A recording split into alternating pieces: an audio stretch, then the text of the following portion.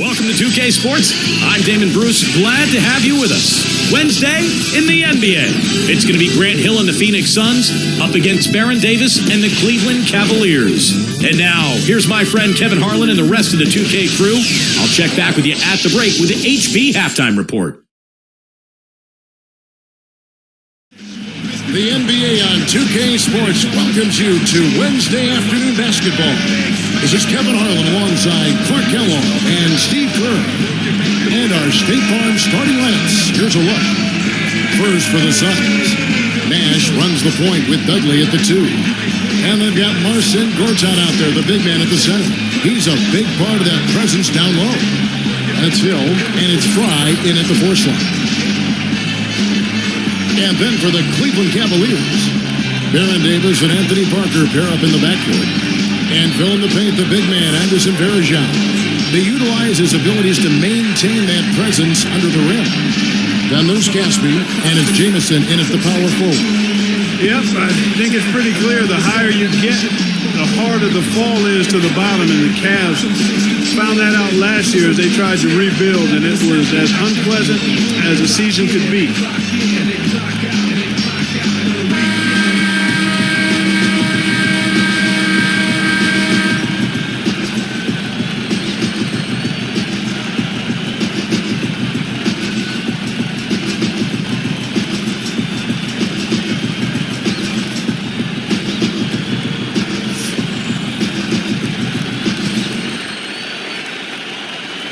So Cleveland will get the first possession. The feed to Parker. Varejao down low. Guarded by Fry. Varejao can't hit. Top to bottom, no pun intended, it was horrible for the Cavs. First time a team goes from the best record to the worst record in a year. Steve, that was a dubious distinction. Well, we all know why it happened. I mean, it's based on one man, LeBron James. So talented, such a great player. Once he was gone, basically the entire foundation fell apart for Cleveland. So we'll see what happens as they attempt to rebuild without their star. Let's go to Doris Burke, who spoke with head coach Alvin Gentry. Kevin, he talked about the sense of familiarity his players now have with each other, saying they have such a great feel for one another. They know if they just get to the right spot on the floor, the ball will be there. Guys? Doris, thanks. Guys, shooting is a chief concern for them. You know, could be this coaching staff is seeing something they haven't really liked in regard to shooting. Maybe a poor week of practice, perhaps. Well, they can't really think before a game about whether the shots are going to go in or not. I mean, it's all about playing hard and trying to get good shots and then building your confidence from there. And Fry kicks to Dudley. Covered by Parker. Dudley dishes to Hill. And it's Phoenix scoring again. Wherever he's been, Byron Scott has had success. I mean, he took the Nets to back-to-back NBA Finals appearances and helped the Hornets get back on track as well. His winning track record was just what Cleveland wanted when they brought him in to be their head coach. And here's Nash. Up top, Gortat. For 3, Fry. Offensive rebound. Dudley backing down. Nash against Parker. And it's Gortat finishing it off. Well, I tell you what, it was the good pick that was set that turned him loose. And once he got around it, Steve, it was smooth sailing right to the hole. Well, because of the pick, he had plenty of room. That's why he was able to power down that slam. No good from Caspi. Even though they had a rough year, Byron Scott, Steve, knows how to get a team turned around.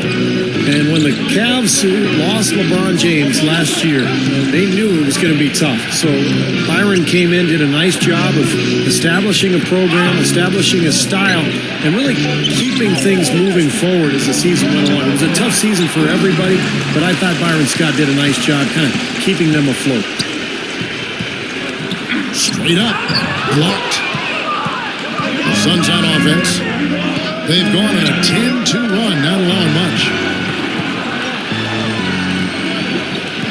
Now here's Dudley. Outside Hill. Clock at 6. Backing down is Gortat for 3. And there's Grant Hill on the assist from Gortat. Hill's got 5 now. They're really struggling defensively, giving up too many easy buckets. And they've been on fire offensively as a result, Clark. Well, I love what Grant Hill represents. Such a great statesman for the game, Kevin. I mean, he's won the NBA Sportsmanship Award 3 times. He's the only player to win it more than once. There's a screen by Gortat. And the basket by Hill. 7 points in the game. Impressive offensive execution to this point. That's what's gotten them this lead. Well, it's paid off on the scoreboard. The fact that they've been together and productive offensively. Looking at who's out there now for the Cavaliers. Daniel Gibson's checked in for Parker. And Sessions subbed in for Baron Davis. Phoenix also making some changes. Vince Carter is checked in for Dudley. And it's Brooks in for Steve Nash. Clark, you mentioned Hill as a statesman. His dad was a fraternity brother at Yale with George W. Bush. And his mom, college roommates at one time with Hillary Clinton at Wellesley. I mean, Steve, who'd you room with? Anybody famous? Yeah, interesting you should ask, Kevin. I did room with Barack Obama's brother and also Bill Clinton's nephew. And then, of course, Ronald Reagan's second cousin as well. It was a fun dorm room. He feeds it to Brooks. Feeds it to Gortat. Gibson against Carter. And here's Brooks from outside. And the ball goes out of play following the shot.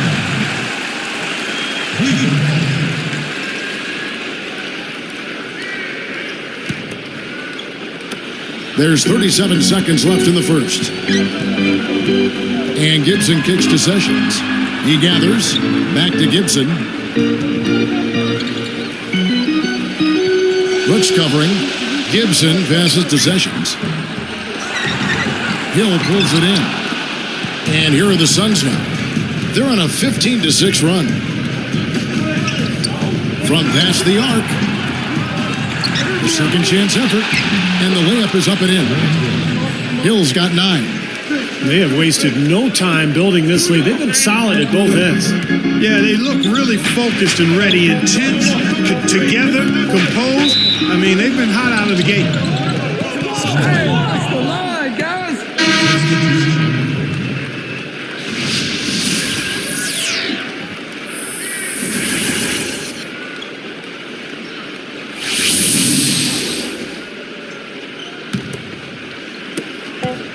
It'll count.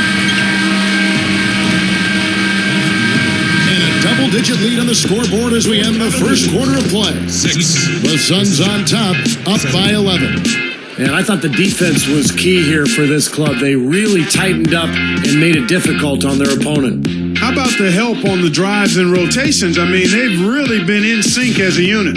Don't go away. Back in just a moment.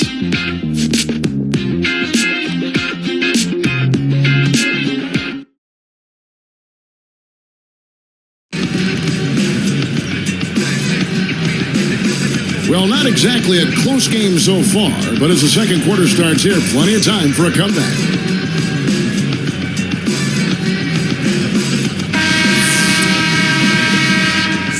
Here is Carter. 11-point game. Okay, well, let's check in with Doris Burke reporting from our sideline in this game. Doris, take it away. Well, guys, the job of a point guard can be an interesting balance. Take Steve Nash. Some argue based on his percentages that he's the greatest shooter in NBA history. And yet he feels he can help his team most by focusing on setting up his teammates. I think it's better for our team if I don't score. When everybody is scoring, it makes us more difficult to defend and keeps everybody engaged. So I think it's the better way. Kevin? He knows it takes a great team to win it all. Thanks, Doris. Warwick gets the bucket. The Suns were still a very strong offensive team a year ago. They were in the top 10 in the league in efficiency. But considering a year prior they were number 1 in the league, it was a step backwards. Shot is off, and it's the Suns taking it the other way. Carter outside.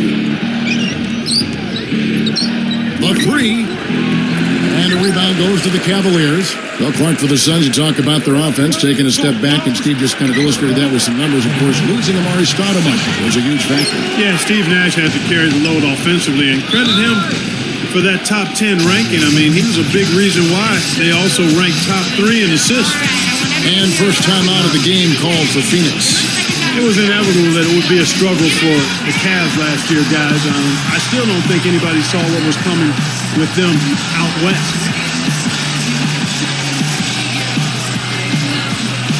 For the Cavaliers, Collins is checked in, and Anthony Parker is subbed in for Daniel Gibson.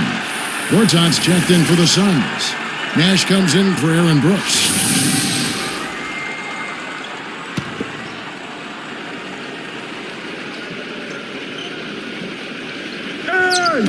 Tipped away. Carter dishes to Nash. Fires from the line. Takes a big high bounce and goes in.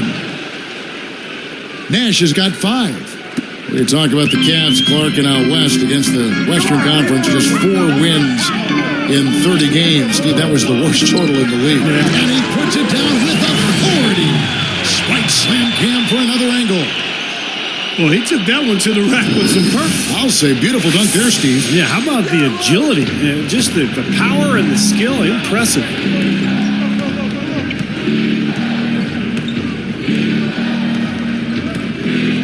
He dishes it to Carter. Oh, good on the 3. And Vince Carter's career appears to be winding down. The Orlando Magic traded him last season to the Phoenix Suns. And he has definitely slowed down. Once one of the most athletic players in the league, but he's aging for sure. Kicks to Gortat. Backs down. Off the screen. Out to Nash. He's covered by Sessions. 5 on the clock. From deep. Steve Nash, and that's good. Nash has got 8 points. And Steve, you mentioned that trade sending Vince Carter away from his hometown of Orlando to Phoenix didn't make him too happy. And Clark, sometimes people probably underestimate that degree of a trade, moving family, yourself from one city to another. That's a great point you make there, Kevin. There's a lot of moving parts that go into that, not just the player on the court.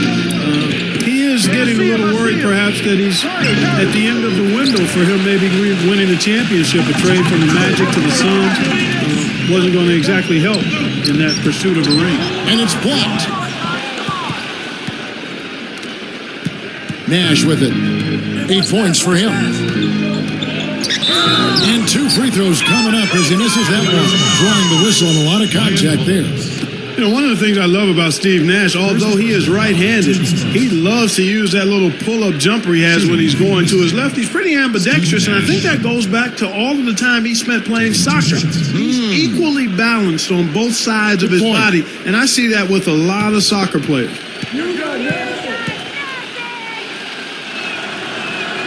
That free throw, no good. That's a great point you talked about in that pull-up jumper of Nash and being able to go either way, use either hand. Steve, he can pick teams apart with that. Well, he can do whatever he wants on the floor, Kevin. And what I like best about him is that he just reads the situation each game. And if his team needs him to score, he'll score. If not, he'll distribute. But he's so skilled.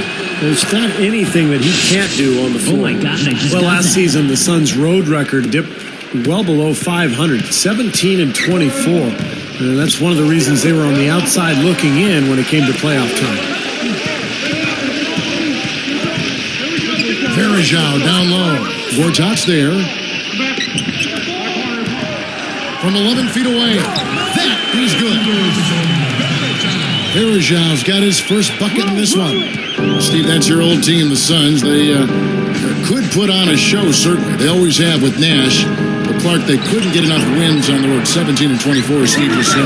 Yeah, well, that may have been part of it, too. I mean, those high-scoring games tend to get the crowd engaged, and that gives the home team life. I mean, when you're an up-and-down team, you're giving the other team possessions as well. And when you're not really strong defensively, then that creates opportunities to not be able to finish games or close out opponents. And I think the Suns struggled at the defensive end of the floor at times. And Doris Burke has something for us. Hey, Doris. Well, guys, the Cavaliers got a lucky break in this year's NBA lottery. The owner of the team sent his son as a representative, and it paid dividends with the #1 pick and multiple picks in the top 10. After the season they had, maybe this was the luck they needed to turn things around. Guys? And as always, Doris, thank you. You know, as a native Buckeye, it was hard to watch the Cavs struggle as they did. I hope they get back on track this year.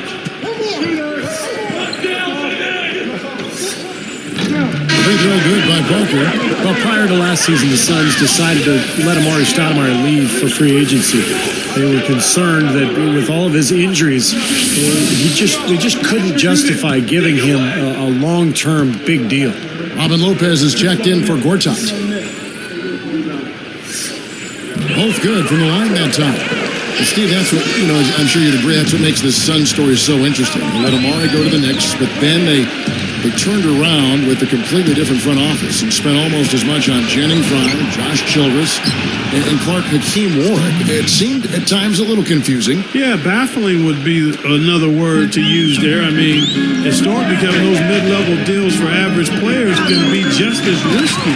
There's some interesting choices by the Suns' top brass, and we'll see how they pan out. You need to give them a little time, but that usually takes a little longer than you want it to.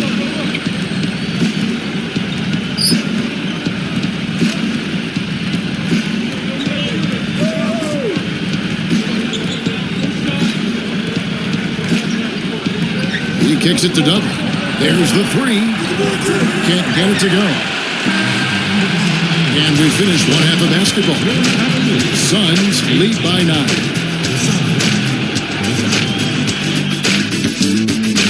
Thank you so much for spending your Wednesday with us. I'm Damon Bruce, now for the HP Halftime Report. The Suns playing well at the break. They're putting on a clinic on the defensive end of the floor. Effort, execution, something to enjoy. Steve Nash has been simply taking over against the Cavaliers. At the break, 11 points, and has set his teammates up with a few timely assists. And for the Cavaliers, it's been all hustle. Their bench making its presence felt, putting up big numbers coming in from the Pine. Anderson Varejao certainly contributing with his play. He's carved up the D like a hot knife through a warm cliche. Great play so far. These two with no problems putting up points. They're leading their teams in first half scoring. That's it for us now. Thank you very much for joining me. Hope you enjoy the second half.